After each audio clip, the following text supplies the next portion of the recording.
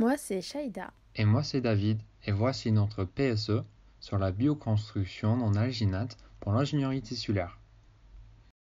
La vascularisation est une problématique principale pour l'ingénierie tissulaire. C'est le système vasculaire qui permet à un organe de se nourrir. Nous essayons de fabriquer un tube de cellules in vitro pour modéliser une protovascularisation. Pour cela, il faut une matrice extracellulaire artificielle biocompatible comme base de tube. Ça veut dire une matrice poreuse avec une rigidité semblable à celle d'un tissu.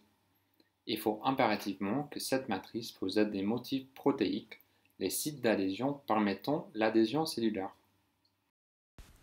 Les objectifs du projet reposent premièrement sur le choix d'une matrice sacrificielle adaptée afin de créer des tubes creux en hydrogel et enfin de pouvoir les cellulariser. Nous avons testé plusieurs types de matrices sacrificielles comme les fils de suture, une impression 3D en ABS et la gélatine. Mais celle qui était prometteuse était celle de gélatine car elle était biocompatible, soluble dans l'eau et nous permettait d'avoir des fibres de gélatine assez uniformes. Pour la formation des fibres de gélatine, il nous faut de la gélatine en solution aqueuse, du colorant rouge et de l'acétone pur.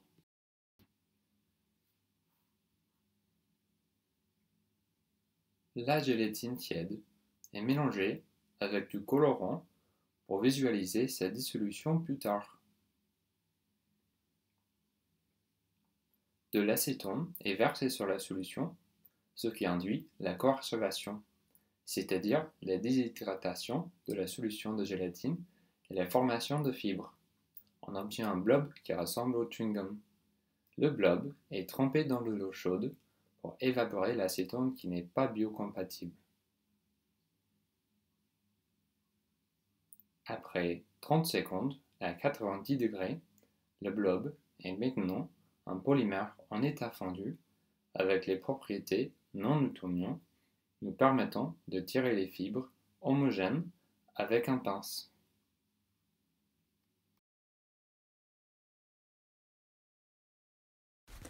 Nous avons utilisé de l'alginate comme hydrogel car il est polymérisable à température ambiante et en conditions du vivant.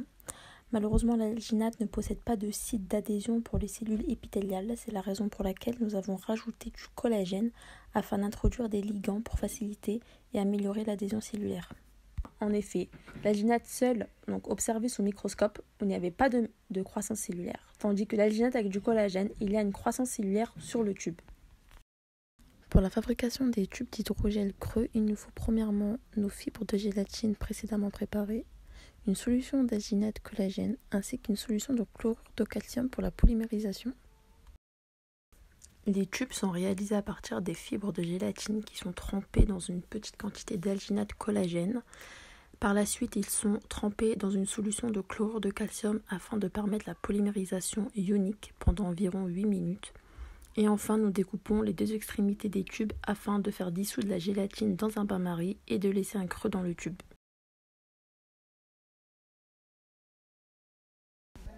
L'étanchéité des tubes est observée lorsque la gélatine colorée se dissout dans l'eau. Nous observons des orifices tout le long des tubes, là où il y a des fuites. Ainsi, nous pouvons remarquer que le mélange alginate-collagène présente une meilleure étanchéité. Nous avons mis ici un marqueur fluorescent réactif au groupement amine du collagène afin d'étudier la distribution de celui-ci sur un bloc d'alginate via une microscopie confocale. Nous observons que la distribution du collagène est assez uniforme sur l'ensemble du bloc. On est maintenant à l'étape de la cellularisation des tubes en hydrogel. Nous avons choisi d'utiliser les cellules épithéliales et non les cellules endothéliales qui constituent les vaisseaux sanguins. Cela facilite la cultivation des cellules tout en gardant un modèle proche. Dans cette phase de l'expérience, il faut impérativement que toutes les manipulations précédentes soient réalisées en environnement stérile pour éviter la contamination. On a ensemencé les tubes avec les cellules MDCK, les cellules de rein des chiens. Nous avons utilisé trois types de microscopes pour l'observation de nos cellules.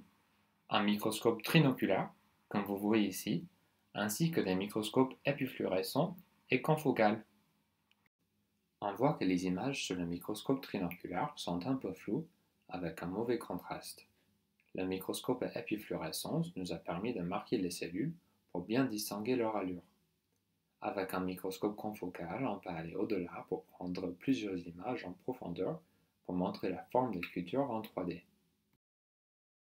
Pour conclure, nous avons réussi à créer des tubes creux uniformes et en hydrogel biocompatible que nous avons pu par la suite cellulariser avec des cellules épithéliales. Néanmoins, nous avons rencontré un souci d'adhésion cellulaire car en effet nous avons pu observer des groupements cellulaires répartis de manière aléatoire et non uniforme sur l'ensemble des tubes. Même si on est content de nos résultats, l'adhésion cellulaire reste à améliorer. On imagine varier les concentrations de l'alginate et du collagène dans notre hydrogel pour favoriser les adhésions. Si on n'y arrive toujours pas, on aurait aimé tester de l'alginate greffé du groupement RGD. La séquence RGD est un tripeptide constitué de 3 acides aminés, qui est le site de fixation de certains intégrines. Ces groupements sont connus pour améliorer l'adhésion cellulaire. Au-delà, il serait possible de tester d'autres géométries, comme la gélatine sèche dans la forme qu'on lui donne.